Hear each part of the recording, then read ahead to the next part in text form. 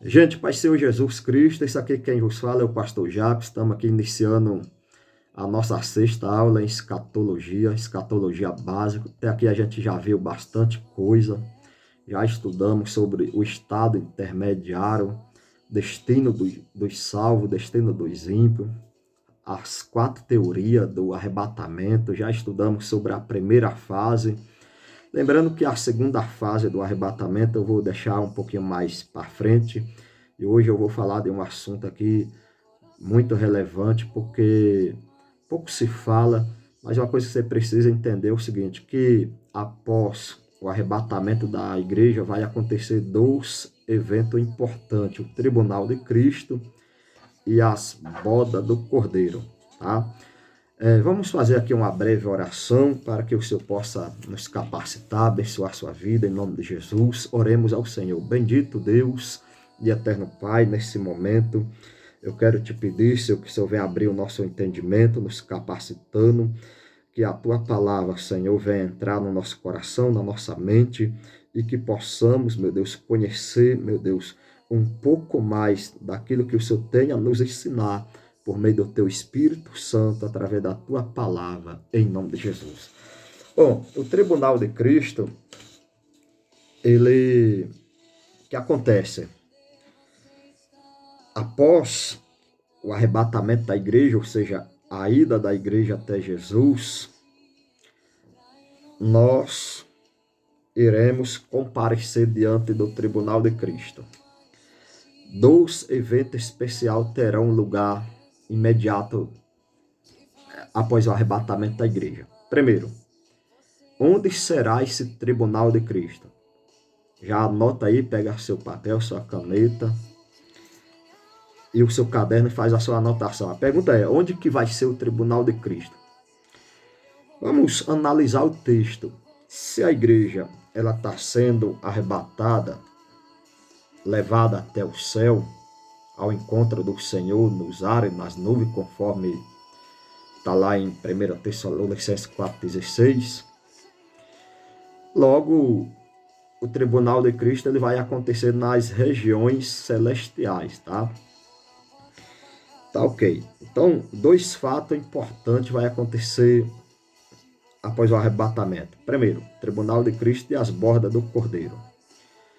Ou seja, aqui nós podemos fazer algumas considerações acerca do tribunal de Cristo. Tribunal de Cristo, do grego, é uma palavra que significa bema. Palavra grega, bema. O que quer dizer esse tal bema? Bema descreve uma plataforma, um degrau ou um assento oficial de um juiz, um lugar de julgamento, tá? Seja um local onde estava reservada a autoridades importantes. É importante a gente ressaltar que nos antigos estádios gregos, certo? Ou assembleia, reunia-se em frente a uma plataforma chamada de bema, tá ok?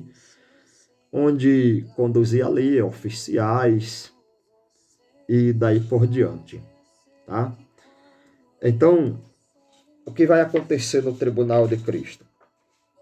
O Tribunal de Cristo é um tribunal reservado aos cristãos, aos salvos, ou seja, todos aqueles que foram arrebatados, certo? Então, a igreja, após o arrebatamento, ela vai comparecer diante desse tribunal. Eu vou ler aqui um texto bíblico, que é o nosso texto base, para a gente dar seguimento ao nosso estudo, que é de 2 Coríntios, no capítulo 5, no versículo de número 10, porque todos devemos comparecer entre o tribunal de Cristo, para que cada um receba segundo o que tiver feito, por meio do corpo, o bem ou mal. Olha que coisa tremenda aqui. Então, o que vai ser analisado diante do tribunal de Cristo. O que vai ser colocado em pauta diante do tribunal de Cristo é a nossas obras, tá certo? Ou seja, as nossas obras, elas vai ser colocadas ali em pauta, visto que o Senhor Deus, ele vai, por meio de Jesus, né, está julgando a obra do cristão. Isso aqui é de suma importância. Deixa eu colocar aqui para carregar, senão o negócio vai descarregar aqui. É muito importante a gente fazer essa leitura, tá? É porque se a gente não compreender esse raciocínio, não tem como nós ter um entendimento com clareza sobre o que é o tribunal de Cristo. Então a igreja, ela vai passar diante do tribunal de Cristo, não é para ser condenada. Aí talvez você esteja se perguntando, tá, mas se a igreja vai passar diante do tribunal de Cristo e não é para ser condenada, então por que a igreja vai passar por esse tribunal? Veja, conforme o texto citado por Paulo em 2 Coríntios 5:10, aqui ele não fala sobre em condenação, tá? Mas ele fala sobre recompensa, ou seja, o que será colocado à prova é as nossas obras. É importante salientar aqui que o apóstolo Tiago, ele fala sobre as obras que são justificadas diante dos homens. Paulo fala sobre a fé que é justificada diante de Deus. Ou seja, espiritualmente falando, nós não somos salvos pela aquilo que a gente faz, nós somos salvos em Cristo, pela nossa obediência à palavra de Deus, tá? Então isso é importante. Então o que vai ser colocado à prova é as nossas obras, ou seja, as nossas obras vai ser colocada à prova, tá certo? Isso é muito importante. Agora, no caso do grande trono branco, que é uma aula que a gente vai ver lá para frente, aí a história muda um pouco, porque aí quem vai comparecer diante do grande trono branco é as pessoas que certamente não faz parte dos salvos. A igreja estará salva, uma vez que a igreja foi arrebatada, estará salva. Então, quando ocorrerá esse julgamento? O Tribunal de Cristo será o primeiro evento, como já falamos aqui. Ou seja, participaremos desse tribunal após o encontro com Cristo nas nuvens, nos ares, ou seja, nas nuvens do céu, né? Conforme descrito em 1 Tessalonicenses, isso já está mais que esclarecido. E logo após o tribunal, seguirá, né, pelas bodas do Cordeiro, conforme descrito em Apocalipse 19:7. De acordo com 1 Coríntios, no capítulo 3, versículo 11, verso 15, cada pessoa será recompensada pelas obras realizadas aqui, enquanto ela viveu. aqui na terra, tá? Ou seja, vamos supor que a pessoa, ela serviu a Deus aqui na terra e ela teve muitas obras, ela ganhou muitas almas, digamos assim, ou fez muitas coisas para Deus. Então, isso vai ser recompensado. Essas obras que vão ser colocadas à prova, tá certo?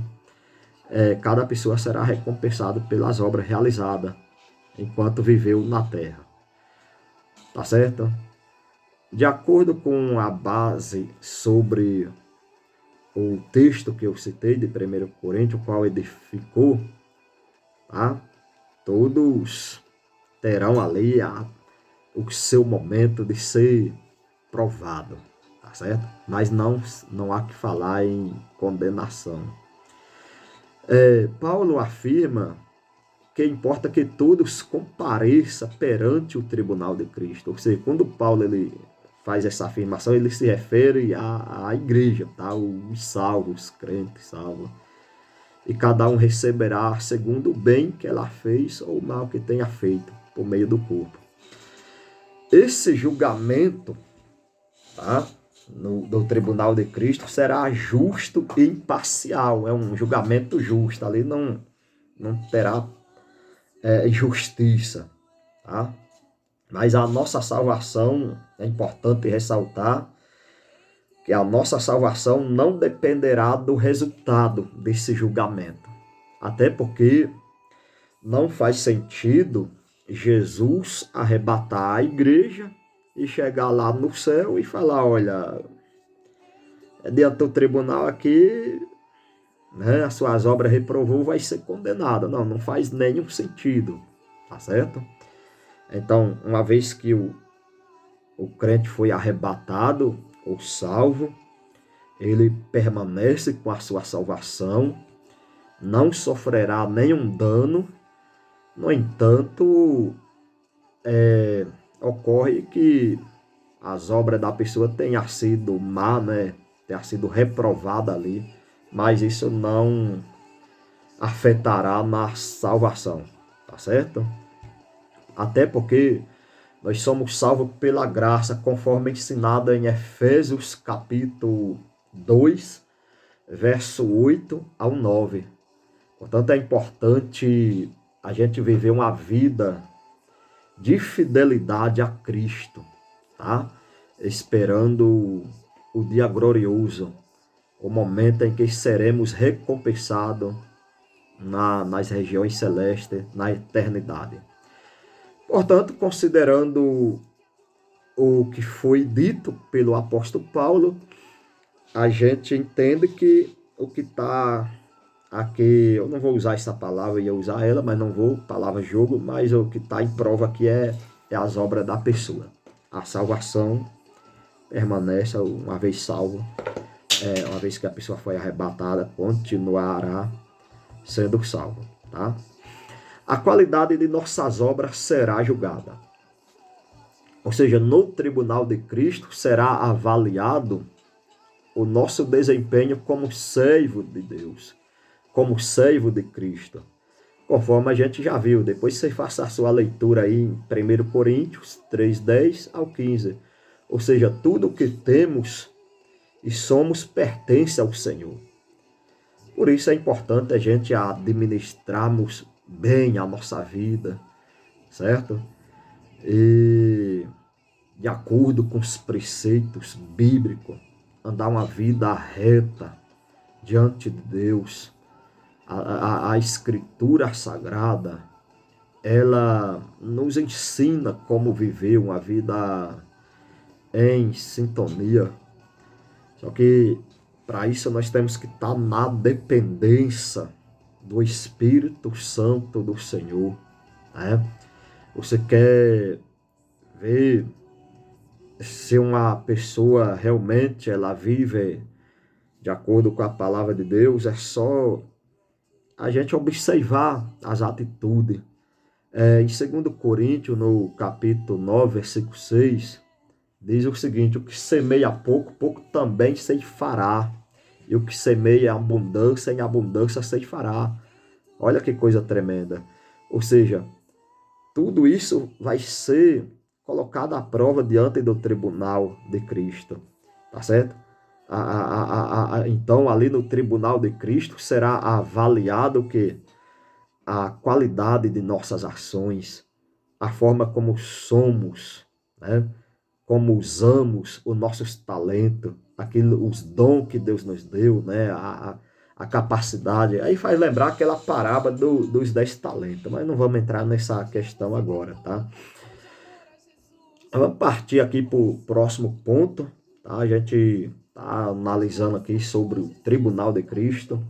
Então, a responsabilidade de nossas ações no Tribunal de Cristo, não, ela vai pesar ali. Tudo que fazemos, de bom ou ruim, será levado em consideração neste tribunal, no Tribunal de Cristo. Diante disso, é importante destacarmos o quê? Que tenhamos uma atenção especial em como gastamos o nosso tempo, como nós passamos o nosso tempo aqui nessa terra, como que a gente vive aqui. Nós estamos levando a sério aquilo que o Senhor entregou, aquilo que o Senhor colocou nas nossas mãos. Eis a questão. Então a responsabilidade ela é pessoal, tá? Então o tribunal de Cristo vai ser para recompensa. A nossa vida cristã, irmão, ela tem que ser conscientemente construída sobre os pilares da palavra de Deus, tá certo? Nós dada condição favorável para a gente chegar diante do tribunal de Cristo e ter nossas obras aprovadas, né? Então, isso é importantíssimo. A natureza do nosso relacionamento cristão será avaliado também no tribunal de Cristo.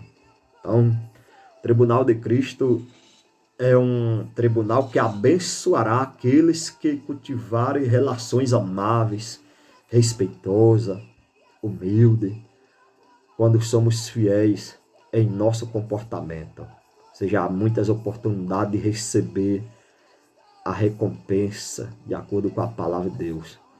Toda boa obra será recompensada, conforme em Galatas 6:9, tá certo? Então veja bem, não é a obra que salva, não é, eu vou fazer bastante coisa. Não, isso não salva.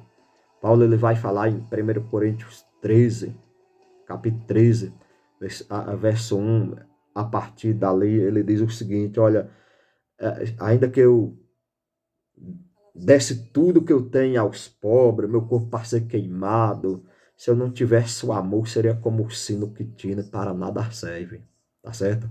Agora, lógico que as obras, ela é importante, tá? Até porque faz parte da vida do salvo. O salvo em Cristo, ele tem que ter boas obras, tratar bem as pessoas, ser respeitoso, né? Hoje, infelizmente, a gente vê um cristianismo que a gente vai olhar, irmão, não tem nada de Bíblia. As pessoas hoje desprezam a palavra de Deus, porque hoje ninguém quer mais sentar para aprender, ninguém quer conhecer as verdades das Escrituras, né?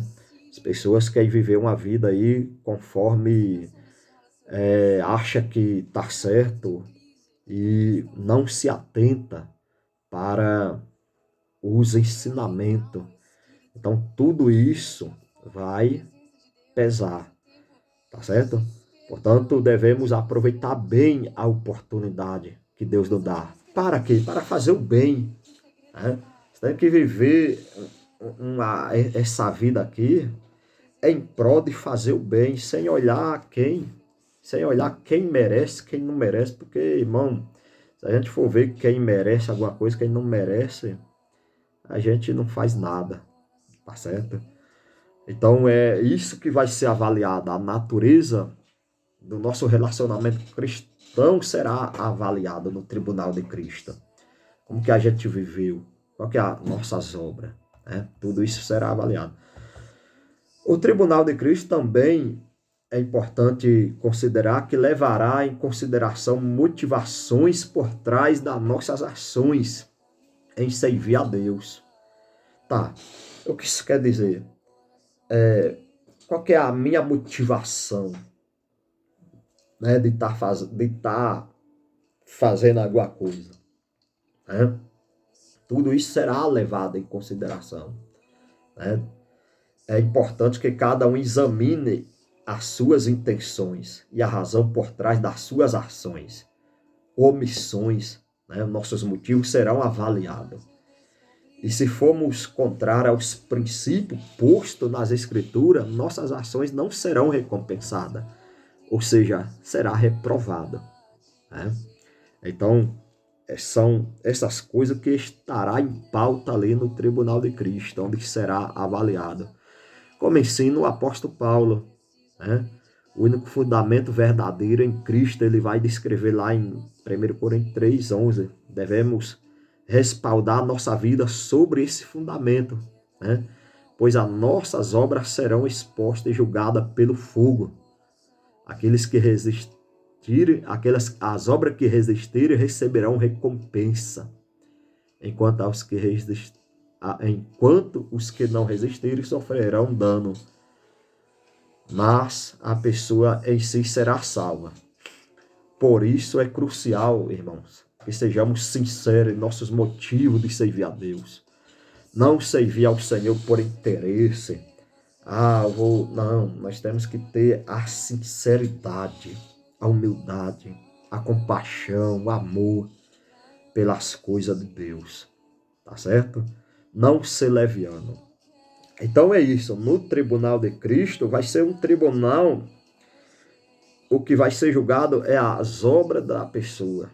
Tá? Ou seja, e ali a pessoa que passar no tribunal de Cristo não será condenada. Tá bom? É porque quem vai passar no tribunal de Cristo já está salvo. A pessoa foi arrebatada ou morreu no Senhor, mesmo que essa pessoa viveu uma vida, porque a salvação, irmãos, tem a ver com obediência. Tá? Uma vez a pessoa aceitou Jesus, viveu ali uma vida tranquila, tal, mas obediente à palavra do Senhor. Então essa pessoa vai ser salva. Tá? Agora, recompensa é outra coisa. Recompensa é as obras que vai ser avaliada, é as nossas ações, tá certo? Tá, então qual os tipos de recompensa que vai haver? Nós vamos examinar aqui uma a uma no Tribunal de Cristo, tá? Qual os tipos de recompensa que será ali feito, né, diante do Tribunal de Cristo? Haverá diferentes tipos de recompensa. Que é simbolizado o quê? Por coroa, como daqui a pouco a gente vai falar. Então, a primeira recompensa que a pessoa vai receber diante do tribunal, ou vamos chamar de galardão, né? É a coroa da vida. Ou seja, dentre as recompensas que serão concedidas no tribunal de Cristo, é a coroa da vida. O apóstolo Tiago, ele menciona sobre a coroa da vida. Em Tiago 1:12, diz o seguinte: bem-aventurado o homem que suporta a provação, porque depois de aprovado receberá a coroa da vida, e que o Senhor prometeu ao que o amas. A coroa da vida não é uma recompensa pela salvação, tá certo? Você pode imaginar, não, eu estou sendo salvo, então, não. A coroa da vida, ela é um reconhecimento pela fidelidade em seguir a Cristo, resistindo às tentações, ou seja, a pessoa viveu uma vida fiel, resistiu todo tipo de tentação, ela perseverou na fé, tá certo? É como muitos irmãos que foram martirizados, mas perseveraram e deram as suas vidas por Cristo. Então essa pessoa, ela não receberá recompensa por ela estar sendo salva. Não, eu estou sendo salvo, ó, você está sendo salvo, vai ser recompensado. Não, não é isso, tá? O que vai ser recompensado é o quê? Foi a fidelidade que a pessoa teve diante de Cristo. Né? Resistir às provações, às tentações, perseguições. A segunda recompensa diante do tribunal de Cristo é a coroa da glória. Está lá em 1 Pedro, capítulo 5, versículo 2 e 4. Tá certo? É a coroa da glória, que é uma recompensa dada a líderes cristãos que servem ao povo de Deus com fidelidade e humildade. O apóstolo Pedro exalta os líderes da igreja a pastorear o rebanho de Deus de maneira exemplar, não por ganância, mas de boa vontade, com prontidão. Ou seja, ele diz que quando o sumo pastor, que é Jesus Cristo, se manifestar, esses líderes receberão a coroa da glória, que não se apaga. Olha que coisa tremenda. Então é uma recompensa específica para todos aqueles que desenvolveu bem o ministério, tá? Aí eu fico pensando, muitos líderes hoje, né?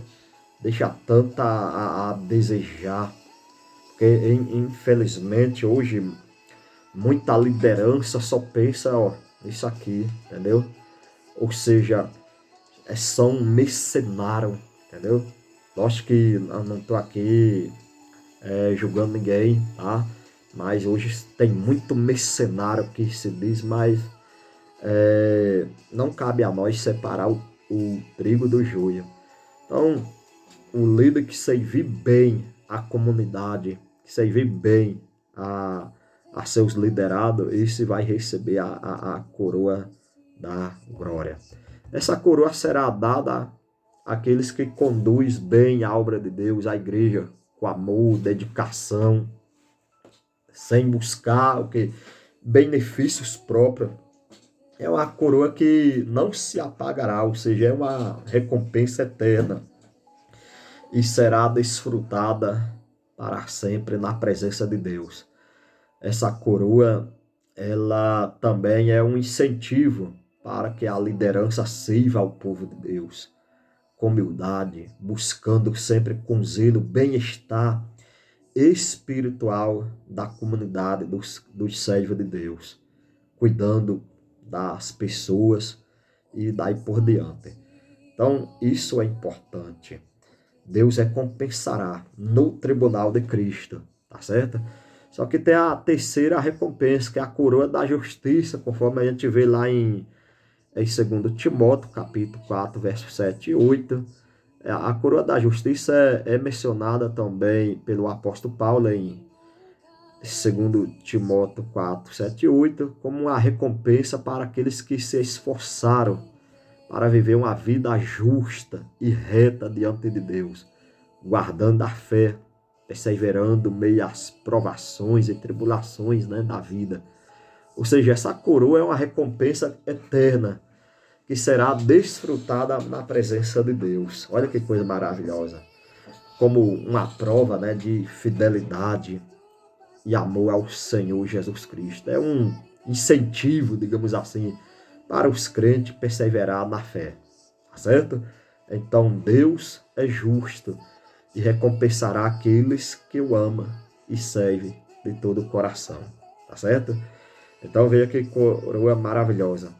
A coroa da justiça, ela é uma recompensa, irmão, pela salvação. É um presente. Aliás, a coroa da justiça não é uma recompensa pela salvação, tá? Mas é um presente gratuito recebido pela fé em Jesus Cristo, tá certo? Isso é maravilhoso. Então veja que Jesus ele vai recompensar os seus filhos, tá certo? Então, meus irmãos, a gente vai dar aqui uma. Vamos fazer aqui o seguinte: nós vamos falar mais uns 2 pontos, que a aula já está ficando, né? grande aí o vídeo, já tá dando mais de 29 minutos, quase meia hora já. Isso é um assunto bastante extenso, bastante delicado, um assunto muito bom também de se falar, tá? É uma pena que hoje em dia muitos não valorizam, infelizmente é uma realidade. Hoje as pessoas não valorizam mais o ensino da palavra de Deus. As pessoas estão acostumadas com tal receba, receba daqui, e não estão recebendo nada, né? Pelo contrário. Então, a coroa da vida, a coroa da glória, da justiça, e qual que é a próxima recompensa? A coroa da irrecuptibilidade. Está lá em 1 Coríntios 9, 25, 27, mencionado pelo apóstolo Paulo, tá? Como um dos prêmios que aguarda aqueles que perseveram na corrida da vida cristã, diferente das coroas da justiça. A coroa incorruptível é um prêmio que se relaciona à santidade e à fidelidade cristã, tá certo? Aí vem as bodas do cordeiro, tá? Mas aí é um assunto da próxima aula. Então é isso, recapitulando, o tribunal de Cristo não é um tribunal para condenação, mas o tribunal de Cristo é um tribunal para recompensa, tá? Se as nossas obras for boa, estiver de acordo com a palavra de Deus, nós vamos ser recompensados, tá? E se as nossas obras for ruim, a gente vai ser reprovado, mas não perde a salvação. Então isso é importante a gente entender, tá bom? A salvação, ela tem a ver com a nossa obediência ao Senhor Jesus, tá? Então, o galardão é recompensa, tá? Tudo isso aqui faz parte do galardão. Ou seja, quanto mais você se desempenhar na obra de Deus, mais você vai ser recompensado, tá? Porém, não, o seu coração tem que estar puro, né? Porque não adianta a pessoa querer falar, eu faço isso, faço aquilo. Não é assim que funciona. Nós não temos que fazer as coisas para Deus, para mostrar para o mundo, para alguém que nós estamos fazendo, que nós somos bons, não. Fazer com amor, com paixão por Senhor, com dedicação, com zelo, humildade, temor, né? Fazer para Cristo. E isso é obra, não é obra humana, mas é obra do Espírito Santo, porque é o Espírito Santo que dá essa capacidade para a gente fazer a obra do Senhor. Que Deus te abençoe, que Deus venha cada dia mais te abençoar e que você possa se aprofundar no conhecimento da palavra de Deus, tá? Estude a palavra de Deus, irmão. Não seja negligente. Viva uma vida em temor a Deus, procurando com zelo a compreender as coisas de Deus. Quero pedir para você, compartilha essas aulas, porque aqui são verdadeiras aulas de escatologia. Compartilha para mais alguém, sabe aquele grupo lá, aquele amigo, envia, tô fazendo esse curso de escatologia aqui, envia. Não fique só para você não, tá? Porque isso aqui também é uma forma de evangelizar. Isso aqui também é uma forma de levar a palavra do Senhor para as pessoas, irmão, tá? Então, se as pessoas não entenderem o que Deus tem, como é que elas se achegarão a Deus, né? Vamos finalizar essa aula fazendo uma oração. Bendito Deus e eterno Pai, graças damos, obrigado, Senhor, por este momento, em nome de Jesus. Amém.